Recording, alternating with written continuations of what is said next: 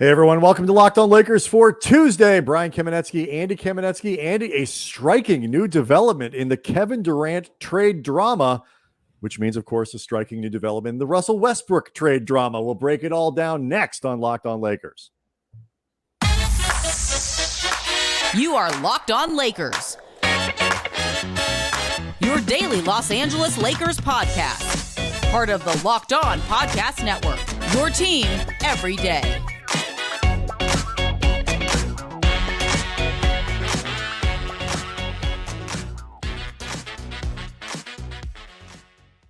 Thanks to everybody for making Locked On Lakers your first listen of every day, Monday through Friday, no matter how you get your podcasts or where you get your podcasts. This one is always free, never behind a paywall. Locked On Lakers on YouTube is where you go for all the visual fun. Subscribe, get the breaking news early.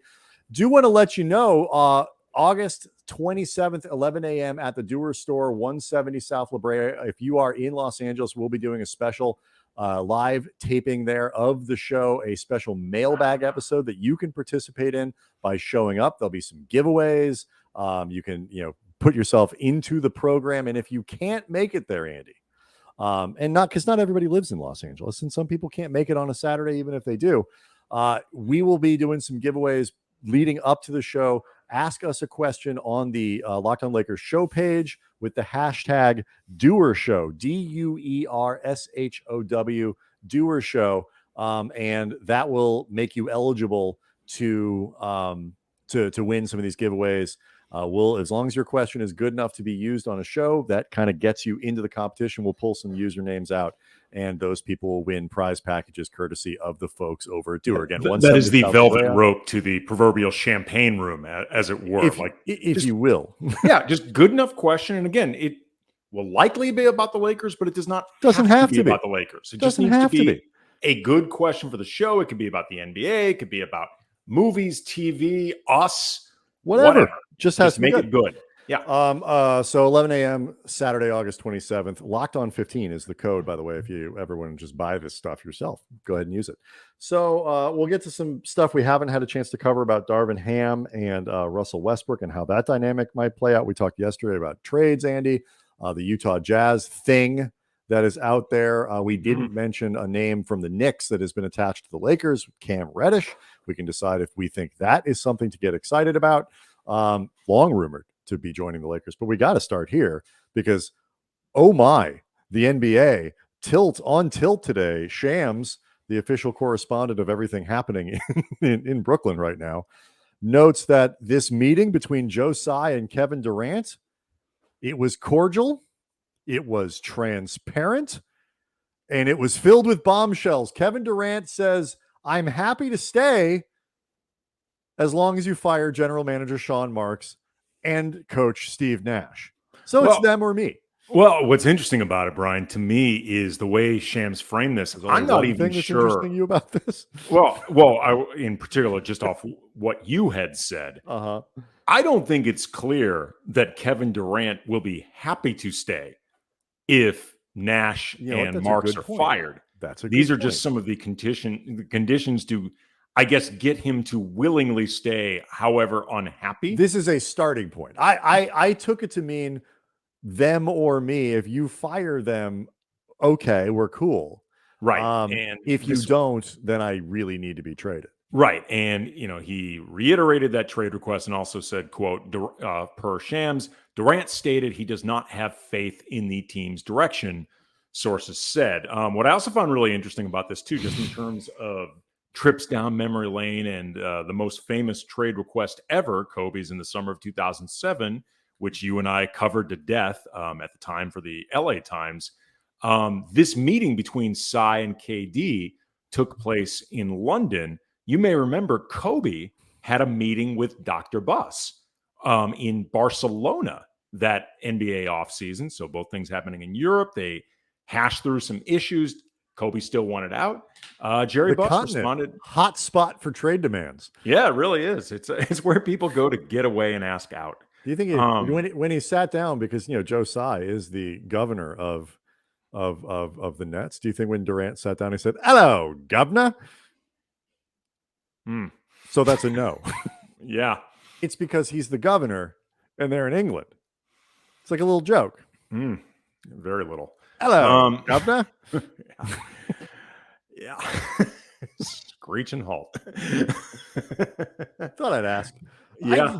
Okay, let's start with the most basic thing before we get into how we think this plays out, how we think this impacts the Lakers. Your Joe Tsai, Kevin Durant has just laid this in your lap. How do you react? What is your initial thought to, okay, I can keep my guy, but I got to fire my GM and my coach? Well, that's really interesting. Because remember, at some point during this drama, Brian Windhorst on one of the ESPN shows, and to be clear, he was stating this as purely his belief. It was nothing he had been told in ironclad terms, but he had said the billionaire owner Joe Tsai would rather have a team that plays hard, that he's proud to own, that wins 40 games and fights for the play-in, than have a team that has way more talent that he's not proud to be a part of. This was, again, Windhorst's belief.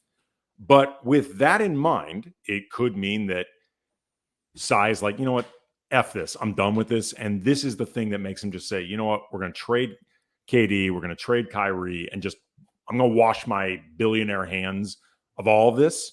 I guess he could have done that by now, were he that sick of it, but he hasn't gotten the deal he wanted. But we know, if nothing else, he could have Jaylen Brown and some other pieces, and you could do a hell of a lot worse. Right. Shem says in the thing, like, they're going to extract every ounce of value in a trade. And so that has implications for who might in fact be willing to trade for him.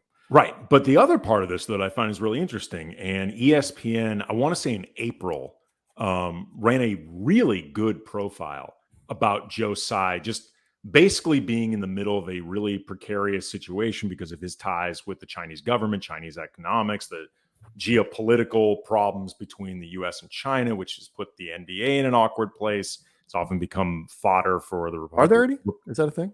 Yeah, it's become fodder for the Republican Party and culture war stuff. And one of the impressions that I got from this was that Joe Tsai is not somebody that is easily intimidated, or I think would like the impression of being bullied. So you could just as easily see this from Durant provoking a reaction from Tsai, just saying, no, this is not something that I want to do. I am not going to do this just to make you happy. Well, can I take it? Can I don't even, your reputation as, don't like be bullied, this and that. As the owner of a team, as the owner of a business, the reaction. Good luck finding quality people to replace Nash. Correct. You can't do this. You can't, especially when, we've talked a lot about, sort of the irony, whatever the word is that you want to use, the cognitive dissonance, the whatever it is about LeBron being upset with the direction of the Lakers franchise over the fallout of the Russell Westbrook trade, when he clearly had something to do with it. There are commonalities here. Yes, there are. That is where I'm getting. The reason that the roster looks the way that it does, the reason that they have gone the directions that Kyrie Irving is here and all, and they've done all of this stuff, that they got James Harden, is to satisfy Kevin Durant. So if he's not satisfied with the direction of it, it's as much on, but like the organization has done a lot to satisfy him. Steve Nash was a Kevin Durant approved hire. Sean Marks has bent over backwards to try to mold this team in a way that makes Durant happy. He may not like it, but that does. I mean, the problem here, and we'll get to this after the break. If you say yes, not only have you ceded control to your, star, in this case, your 34-year-old star. What on under God's contract for 4 years? It's not like he's got a looming exit that he can use as leverage. He's under contract long term. Right. What on God's green makes you think the next 10 things you do are going to make him happy? So a lot more to unpack with this, including how it impacts potential Kyrie to the Lakers deal next. Locked On Lakers brought to you by Built Bar. Built Bar Puffs, they are sweeping the nation. And as always, there are new flavors. The latest cookie dough chunk puffs. They've got a light, chewy texture, real cookie dough chunks, real, like the stuff that you love that's going to take you back to your childhood, or I guess for some of you, your recent adulthood, like yesterday, but just more convenient. And as always, they're covered in 100% real chocolate. Just all the joy of eating cookie dough, like that just wonderful, happy place it takes you, except you don't have to make it. You don't have to make a mess. You don't have to clean anything up. And believe it or not, healthy for you. You're not getting fat. You're Right. not going to become a big, tub of goo, as David Letterman used to call people. Exactly. Cookie dough chunk puffs. They're only 160 calories, but they've got a whopping 15 grams of protein and the collagen protein, which your body absorbs more efficiently. It's got health benefits. Like, order a box for you and the family right now. Ditch the calories, ditch the fat, ditch the sugar. Grab yourself a great snack with Built Bars. Go to Built.com, use the promo code LOCK15, get 15% off your order. Again, promo code LOCK15, 15% off at Built.com. So, I don't see how, to me, I could be wrong. There's going to be some time to process this stuff and whatever. And there's also no question that, the issue of leverage changes here, and, how other teams react and all that. The difference being, if Durant doesn't show up, he's under contract for 4 more years. He's 34 years old. How much time does he really want to spend sitting on the sidelines? I'll say this right now. If I'm Joe Tsai, I mean, however you want to handle this situation, like as a whole big picture, I am calling BS right now on the idea that KD will sit out this season. Mm-hmm. I do not buy that for a second. And so perhaps the thing that changes here is, I would say, whereas before I was much more, depending on, pre-meeting, I was much more of the mind that almost no matter what, you just kind of let it go, and you start the season and you say, we're trying to help, like they did with Kobe. Mm-hmm. We're looking into it. We're trying to accommodate you in the meantime. And then you try to win enough games to where this becomes something that you're not, which just this isn't talked team about it. Theoretically could. Ben Simmons and Kyrie and KD with that supporting cast is a team. That is a legit team. Absolutely. I would say now, post meeting, because this is not something I think that the Nets would put out there. I think this is something that KD's side puts out there. Now I think it's more likely that they do try to move him, more actively try to move him. Not for a bad deal, not for a deal, pennies on the dollar. But I think, because you can't give in to the demand. So either KD changes his mind, learns to live with it, or he gets traded. I still don't understand, though, in terms of how this impacts the Lakers. I'm not sure how much it impacts the timeline. And the biggest thing is, I'm still not sure it automatically means that Kyrie Irving gets traded in the end. And the reason I say this, I think we might have touched on this in a show last week. Let's say they do the Boston deal. You get Marcus Smart, you get Jaylen Brown, plus whatever else they come. That's not a blow it up deal. That is not a tear down deal. Yeah. And so if you have that, you got maybe have some roster imbalance you got to figure out or whatever, but you don't automatically move Kyrie Irving in a fire sale for that. So I think this makes a Kyrie trade more likely, but I'm not sure how much more likely, and I'm really not sure as to when it becomes more likely. If you're weighing a Utah deal, if you're weighing an Indiana deal, and you feel like you got to get something done before the beginning of the year, I don't know if this changes it as much as it might seem on the surface. Well, it really depends to me a lot on what you get back for Kevin Durant. Right. That's my point. Right. But I'm just saying, depending on what you get back, if say you got Jaylen Brown and Marcus Smart and Derek White, and then, whatever draft capital or whatever, but that's not germane for this particular conversation. But if say you get back those 3 players, or say Jaylen Brown, Marcus Smart, Grant Williams, something like that, good NBA players, you, I guess, might feel sort of empowered enough that you could move Kyrie just for future stuff because you feel like you are good enough right now because of the KD haul that you can compete and kind of have your cake and eat it too. Right. Or you have you have something lined up with those 2 picks to, go get another player. Right. Like, Exactly. I'm not saying it's impossible. No. But I'm just saying. My only point is like, it's not guaranteed that the team that's left after a Kevin Durant trade is a teardown, but the scenario you're talking about is totally reasonable. Also. Oh, sure.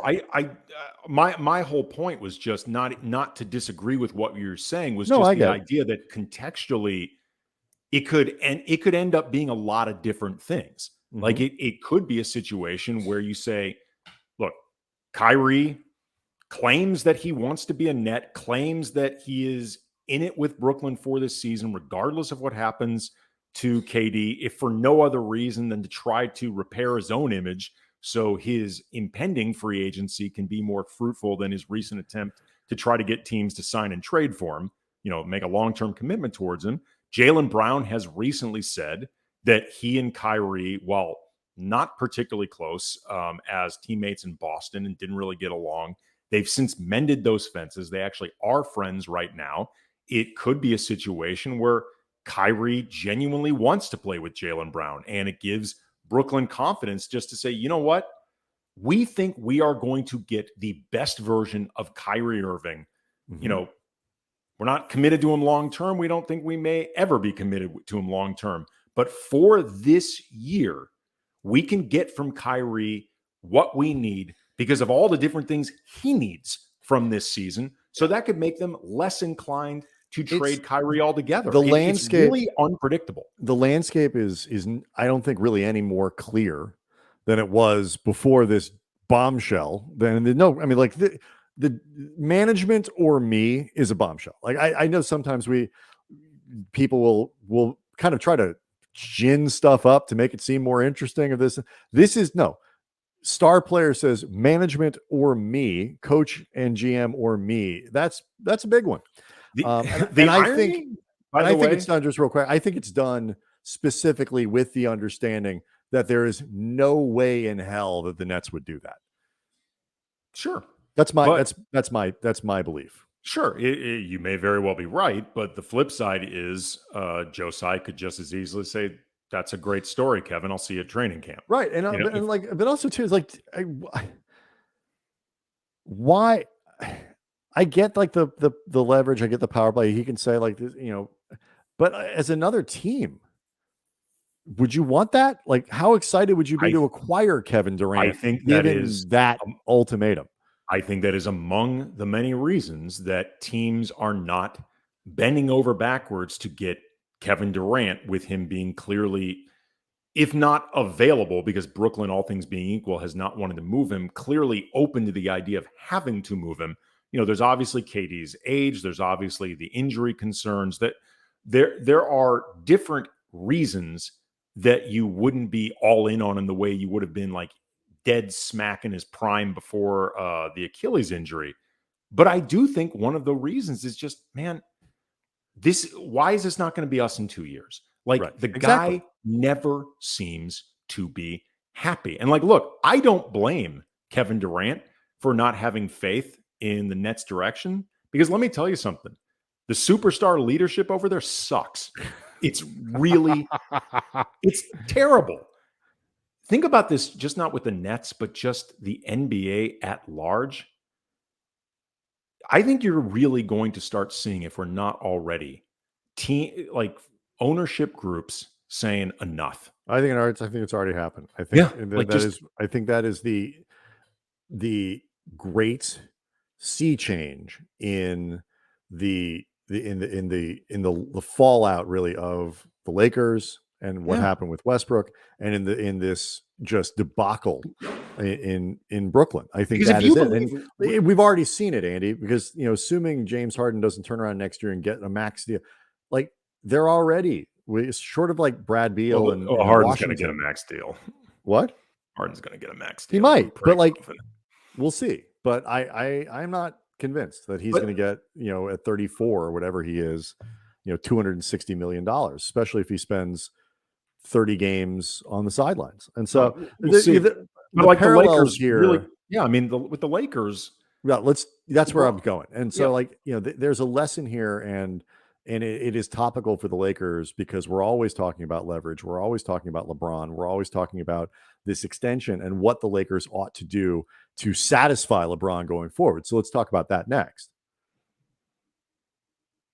All right. I mean, Andy, you don't have to be a master connector of dots and connector of through lines to see similarities here between what's happening with Kevin Durant and the star decision that the Nets have in Brooklyn to this, what the Lakers deal with LeBron and this at least storyline. And I don't know how much I buy it, but the storyline that LeBron can hold their feet to the fire and Lakers have to do everything they possibly can to satisfy him. And this puts that in perspective. Well, I mean, but it's not just the idea of making LeBron happy, because making your superstars happy is something that every team looks to do. And frankly, every team should look to do. But at all costs, right. With no limits, with no limitations. But also, too, specifically, I mean, if you're really looking for the common link between the Nets and the Lakers with this, it's that LeBron's leverage, the perceived leverage, however much you believe it's there, with the idea of not signing an extension, potentially leaving or whatever, it's not just make moves to make me happy. It's clean up the mess that I created. If you don't clean up the mess that I created or at least partially created, contributed to, right? It was a group effort, but contributed to, certainly. You and I firmly believe, and have stated many times, that if Rob Palinka truly thought this was a terrible idea, then it was on him to go to Jeannie Buss and say, adding Russell Westbrook makes no sense. Right. If he wasn't willing to tell that to the Clutch people himself. Right. And Jeannie then should have said, tell them no. And if they have any issues, I will handle it, because contrary to popular perception, I am all of your bosses. Like, if that's really I am the captain now. Right. If that's really how Rob Palinka felt about this, then at the end of the day, there's a backstop and it should have been utilized. But there is this common element of stars saying, I want X, I want Y, I want Z. And then when X, Y, and Z, in some cases, predictably goes sideways, it's, if you don't give me Z part 2, which is cleaning up my mess, and then something new, I'm leaving. And I think you're starting to see just organizations say, can't do this anymore. Like, player empowerment, these guys deserve a certain amount of power and, a certain amount of say over their livelihoods. And for a while, it was too far balanced towards the owners. But we're starting to see what can happen is, if you give superstars too much carte blanche, there's a reason they're players and not GMs. And it's not because they're stupid. I don't mean it like that. It's, being a GM is a really damn hard job. And being an NBA player is a really damn hard job. And trying to juggle them both is really hard. It's the reason why coach GM rarely works. It's too damn hard. I look at and you lose objectivity. Right. And it's Kevin Durant is in a different situation than LeBron. The context is not exactly the same and whatever, but there is a lesson here about just how much power you need to into what it's like. The problem with the Lakers, Brooklyn has a very competitive team. The Lakers have a less competitive team. Brooklyn is in a situation where if they can manage to somehow just kind of pretend none of this happened, or get Kevin Durant in and get him playing hard and whatever, doing his job, which I think he will if he's there. I tend to agree with you. I don't think he's going to phone it in until he doesn't. I think he would. There's incentive. Like, Lakers fans, so there were some people angry on the Locked On Lakers YouTube board today, on Monday, I should say, because they were right. I know, but because of the idea that the Utah deal, which I hated, any permutation of that as presented, I don't like it. I don't think it's good enough. And I don't think it helps the Lakers. And there are a lot of Lakers fans who are like, but we can't win if Westbrook is on the roster. That's true. I don't think they can win if Westbrook is on the roster. Not to the extent Lakers fans want. But I also don't think making it bad, that doesn't help. And so the teams are not in the same space. But that doesn't mean that LeBron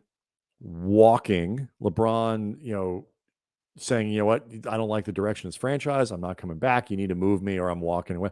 That creates real problems. There is fallout from that, Sure. but there is also fallout for the Lakers for doing stupid things in the service of their star. And I've seen no sign that LeBron is putting them in that position. I want to make it very clear. I'm not saying LeBron is doing that. I actually think he is going to actively not do that because I don't think it's in LeBron's interest. And I think LeBron understands his own leverage and perception and all of that. But for a team that is forever been stars or bust, whatever the stars need, no. I think there is an overall lesson here for team building and star treatment that even a team like the Lakers needs, will have to adapt to. Look, we saw that at the last trade deadline when, reportedly LeBron and Team Clutch wanted the Lakers to move Russell Westbrook for John Wall, which reportedly would have cost them one of their first round picks. You and I both thought that's a bad use of a first round pick. And we both felt that Rob Palinka made the right decision there in saying no. And that caused a lot of static. LeBron had a lot of passive aggressive comments before the deadline, certainly had a lot at the All-Star game when he basically praised every GM in sports other than his own. But then you saw Rich Paul on with Stephen A. Smith on the record walking back the idea that they were pushing for John Wall, that they were dissatisfied. And I think that was LeBron reading the room and recognizing that, these comments were not focus grouping well, and that a lot of people, if nothing else, held him responsible, Laker fans, for this mess. And we're like, man, there's only so much you can gripe about this because you are a big reason. Not the only reason, but a big reason. Also, in truth, I think there was also the, Rob, as Rob does, for things that are unpopular, will go to the group and say, this isn't just me. This is everyone. We're all on board here. And it's like, part of your job, Rob Palinka, is to take some bullets sometimes for your star players. Yeah. And, people are upset that this is a decision we made as an organization. Now don't start wrapping in, your stars as meat shields because people are coming after you for, I think, again, not making a dumb.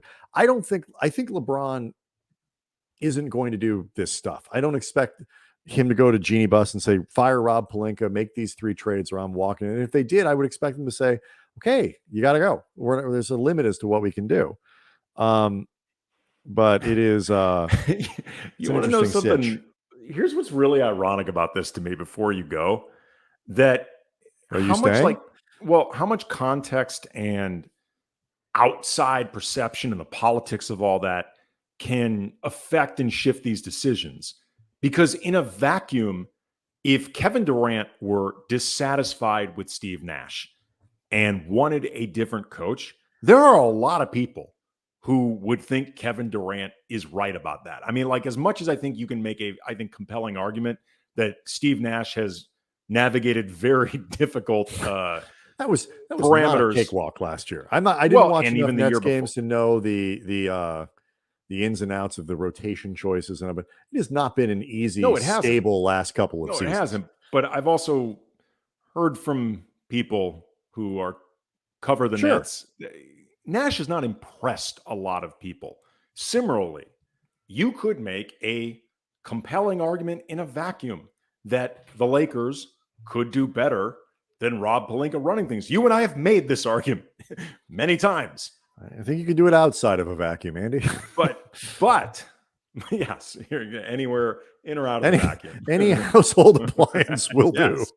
But when you start adding all the different contextual elements and the politics of those elements and the entire backstory of it all and everything leading up to it, it makes these decisions that otherwise might make sense or even be beneficial for the organization much dicier to actually do. Now, if Katie, first of all, it is a little bit like, I need you to I'm not vibing with the coach here. We need to make a change. Like, can you help? Let's work on that. Plenty of guys out there. I'll give you 3 names. You pick one. We're cool. Just like the list I gave you when you hired Steve. Right, when Steve Nash. You know what? I've lost faith in Sean Marks. I'll give you 3 names. You hire one of those guys. We'll be cool. Both? Both is a lot. Both. Well, Marks is tricky too, because there's actually been evidence of him knowing what he was doing before he was basically ordered to tear down everything he was building. And the team, by the way, the team he put together is still pretty damn good. Again, working under really, really difficult situations. We didn't even get to the Russ Darvin Ham thing, which we'll do, I guess, for Wednesday. There's still some stuff about Austin Reeves, interesting things that perhaps people are very angry. Mo DeKeel, who is our guy. So people who are like, don't put him on. No, we're having Mo on anytime we can. And it's not Mo's fault that the team is where it is. It is not my fault, Andy. It is not your fault. No. I would like to harken back to the day we said that the idea of trading for Russell Westbrook is a really stupid one. But there are some reasons to be optimistic about the group. Maybe some things that could break right that we want to get into, some of which involve Austin Reeves. Cam Reddish is apparently still a thing, so we'll discuss a couple other things. But this is just such a fascinating development in the because it's symbolic of so many other large overarching things that go well beyond